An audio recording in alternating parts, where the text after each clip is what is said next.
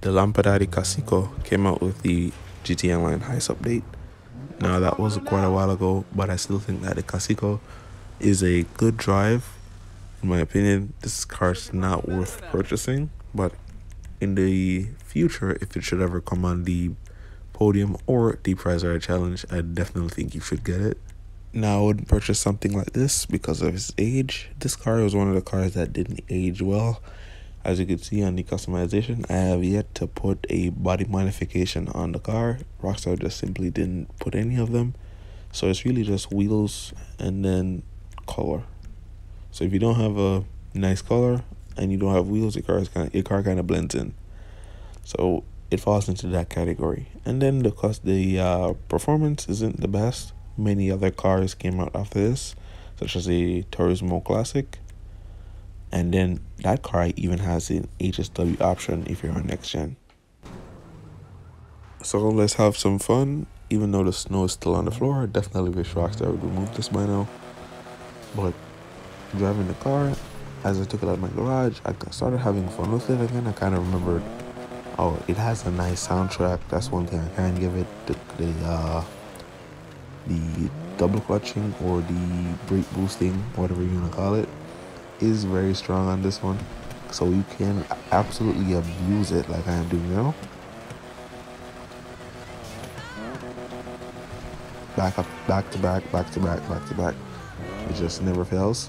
So it definitely has it, and as you can see, definitely maintains its form while going around in the intersection. So definitely not a bad drive. I wish I would have found out about this car while the snow was still out. I didn't know it was going to be so fun. We literally played around with the car for like an extra 15 minutes. But one thing I must commend Rockstar on doing is that they always evolve with vehicles. Some vehicles come from a time in GT Online where there were no body modifications, such as the Adder, Liss, and many others. Now we're getting engine model choices, bunch of livery options. You know, it's a stepping stone, in my opinion, to see where the customization options are coming from. And this vehicle, yeah, it may not have any of them, and it might have a nice sound. It might look a certain way to certain people, but I still think it's a good purchase. I think in another way they could actually revive this is actually giving it the HSW option.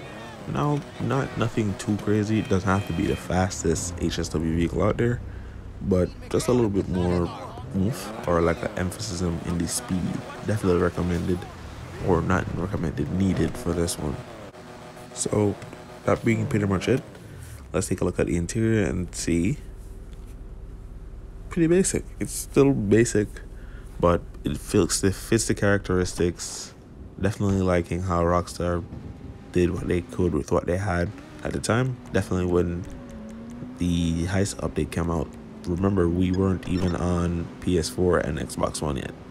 So it's insane what they did with what they had. So definitely a nice car for its age, especially being in GT Online. Fits the old characteristics very well. I do recommend waiting until this thing hits a prize ride or podium.